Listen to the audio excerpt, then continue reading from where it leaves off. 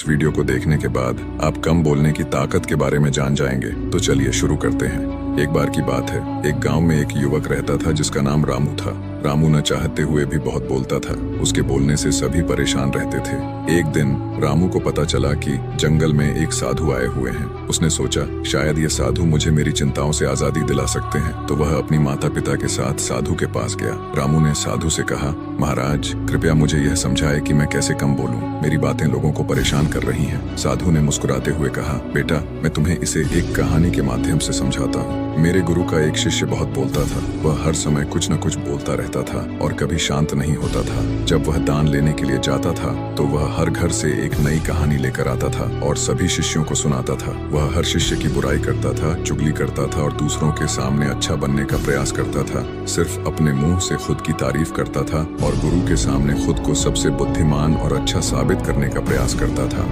वह खुद को सभी शिष्यों से अलग और श्रेष्ठ मानता था। उसका कहना था कि मैं एक अमीर घर का बालक, अगर मैं चाहता तो एक आरामदायक और सुविधाओं से भरा जीवन जी सकता था, लेकिन मैं वह सब छोड़कर यहाँ आ गया क्योंकि मुझे खोज करना है, खुद को जानना है, जीवन को जानना है। एक दिन गुरु सभी शिष्यों को बोले कि अगले 1 महीने के लिए कोई न कोई संकल्प लेना होगा। इससे आपकी संकल्प शक्ति मजबूत होगी और आप में आत्मशक्ति का संचार होगा। आप सभी अपने सामर्थ्य के अनुसार कोई भी संकल्प ले सकते हैं। यदि आप में से किसी का भी लक्ष्य 1 महीने पहले टूट जाएगा तो वह पुरानी दिनचर्या में वापस आ सकता है। सभी शिष्यों ने अपनी शक्ति के अनुसार अपना अपना निर्णय लिया और गुरु को बताकर चले गए। लेकिन एक शिष्य जो खुद को अलग दिखाना चाहता था सीधे गुरु की कुटिया में पहुंच गया और कहा कि मुझे कुछ कठिन संकल्प दीजिए। आप जो भी निर्णय देंगे उसे मैं जरूर पूरा करूंगा। गुरु ने कहा कि ठीक है, लेकिन अगले 1 महीने तक तुमको चुप रहना होगा।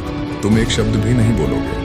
शिष्य ने कहा कि यह भी कोई संकल्प है मेरे को, इसे भी ज्यादा कठिन संकल्प दीजिए। गुरु ने कहा पहले तुम ये करके दिखाओ। शिष्य ने गुरु की बात मान ली और वह उसी समय चुप हो गया और पलटकर कुटिया से बाहर चला गया। उसे चुप रहना बहुत आसान लग रहा था। उसने एक दिन तो जैसे तैसे चुप रहकर काट लिया, लेकिन दूसरे दिन से उसके मन में ना बोलने से अजीब लगने लगा और तीसरे दिन उसे भारीपन महसूस होने लगा और चौथे दिन उसके अंदर एक अजीब सी बेचैनी होने लगी क्योंकि आसपास आश्रम के सभी शिष्य एक दूसरे से बातें कर रहे थे। वह भी अपना पक्ष उनके सामने रखना चाहता था, लेकिन उसका संकल्प उसके सामने आ रहा था, इसीलिए वह पूरे दिन सिर्फ आंखें बनाता। इसी तरीके से कुछ दिन और बीते और वह शिष्य बीमार पड़ गया। उसका सिर फटा जा रहा था, उसका खाने पीने तक का मन नहीं था, वह सिर्फ बोलना चाहता था।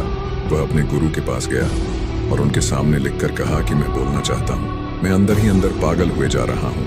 यह पढ़कर गुरु ने मुस्कुराया और कहा कि जो अपने संकल्प को पूरा करता है वह अपनी आंतरिक शक्ति को बढ़ाता है और जो अपनी आंतरिक शक्ति को बढ़ाता है वह समाज में आगे बढ़ता है। संकल्प का लेना भी तुम्हारे हाथ में था और इसे तोड़ना भी तुम्हारे हाथ में है। तुम्हारे बहुत से भाई अपने संकल्प को तोड़कर अपनी पुरानी दिनचर्या पर वापस आ चुके हैं। अगर तुमसे नहीं हो पा रहा तो तुम भी संकल्प तोड़कर अपनी पुरानी दिनचर्या पर वापस जा सकते हो। लेकिन याद रहे, अगर आज तुम इस छोटे से संकल्प को नहीं संभाल पा रहे हो तो तुम अपनी बाकी की पूरी जिंदगी को कैसे संभाल सकोगे।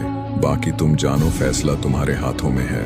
गुरु की यह बात उस शिष्य के दिल में चोट कर गई। वो बिना कुछ बोले वहां से वापस चला गया और खुद को कुटिया में बंद कर लिया।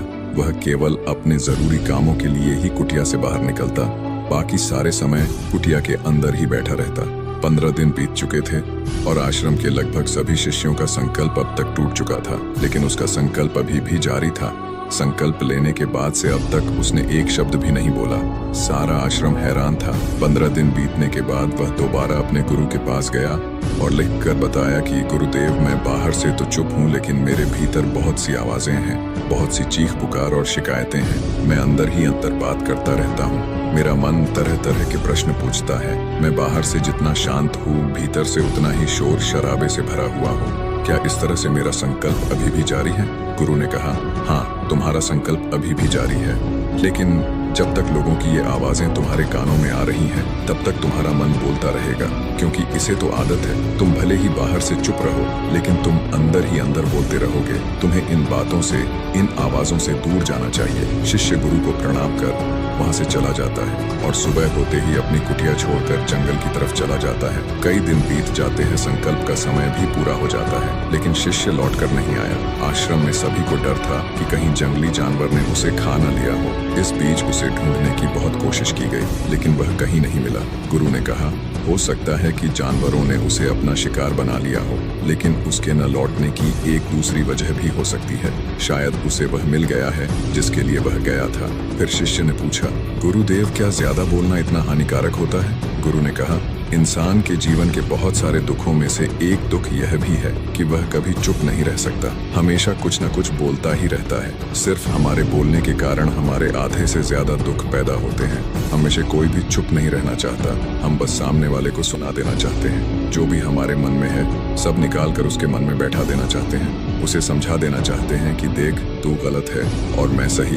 इस तरीके से सुनने और सुनाने का ये काम जिंदगी भर चलता रहता है। लेकिन इस नासमझी में हम अपना समय, अपना जीवन, अपनी समझ और सबसे महत्वपूर्ण कीमती पल जो जिए जा सकते हैं, जो अनुभव किया जा सकता है, यह सब खो देते हैं। लेकिन इसके बदले हमें मिलता क्या है? कुछ नहीं, सब व्यर्थ और बर्बाद हो जाता है। इतना कहते ही सभी शिष्य लोग समझ जाते हैं और अपने अपने कुटिया में चले जाते। उस शिष्य को आश्रम छोड़े 4 महीने हो चुका था।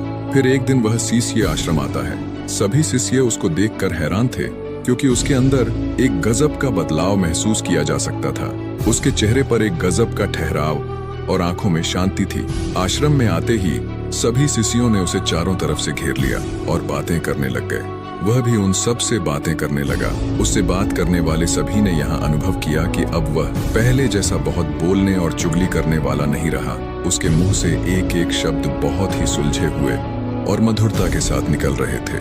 थोड़ी देर तक शिष्यों से बात करने के बाद वह सीधा गुरु की तरफ चला गया। उसने गुरु के चरण छुए और कहा, गुरुदेव, क्या मैं अभी मौन हूँ? उस समय मैं मुंह से तो चुप था, लेकिन मेरे अंदर बहुत सी आवाजें थी। मन में बहुत से प्रश्न थे और वह बंद नहीं हो रहे थे। तो मैं जंगल में चला गया इस उम्मीद से कि वहां मुझे शांति मिलेगी और मेरे मन की बकबक कम हो जाएगी। लेकिन मैं जितना जाता गया, मेरे अंदर की आवाज उतनी ही तेज होती गई। मेरे भीतर की पुरानी से पुरानी आवाज मुझे सुनाई देने लगी। तब जाकर मैंने महसूस किया कि मैं कितना गलत कर रहा था। काफी दिनों तक ये आवाजें, ये शिकायतें मेरे अंदर चलती रहीं, लेकिन धीरे धीरे करके एक दिन ये सारी आवाजें मेरे अंदर से समाप्त हो गई। अब मैं भीतर से भी मौन हो गया। उस घने जंगल में बाहर से भी कोई बोलने वाला नहीं था और भीतर कोई आवाज बची ही नहीं थी। और मैं उस दिन पहली बार मौन की ताकत को समझा। मेरे चारों तरफ बहुत शांति थी। हालांकि अभी भी कुछ आवाजें आ रही थीं जो पहले भी आती थीं, लेकिन मैं उन्हें सुन नहीं पाता था। लेकिन अब वह सभी आवाजें मुझे स्पष्ट रूप से सुनाई दे रही थीं। हवा के चलने की आवाज, चिड़ियों के चहकने की आवाज और पानी के बहने की आवाज, ये सभी आवाजें मैंने पहली बार सुना। अपने चारों तरफ इतनी शांति मैंने पहले कभी महसूस नहीं की थी। फिर गुरु ने कहा, जब तक हम बाहर की तरफ बोलते रहेंगे तब तक भीतर अशांति ही रहेंगे, लेकिन जिस दिन हम भीतर की तरफ मुड़ जाएंगे तब हमारे अंदर एक अलग ही शांति महसूस होगी। दुनिया में जितनी भी बुराइयां हैं वो हमारे ज्यादा बोलने से ही उत्पन्न होती हैं, क्योंकि हम चुप रहना नहीं चाहते हैं। जितनी हमें जरूरत है उससे ज्यादा ही बोलते हैं। सामने वाला क्या कह रहा है यह हम नहीं सुनना चाहते, बल्कि उसकी बोलती बंद कर देना के लिए उसे समझा देना चाहते हैं कि मैं कौन हूँ, मैं क्या कर सकता हूँ, मेरे पास कितना धन है। गुरु कहते हैं कि जो लोग किसी का सुनने की बजाय सिर्फ अपना सुनाने में रहते, ऐसे लोगों का जीवन दुखों से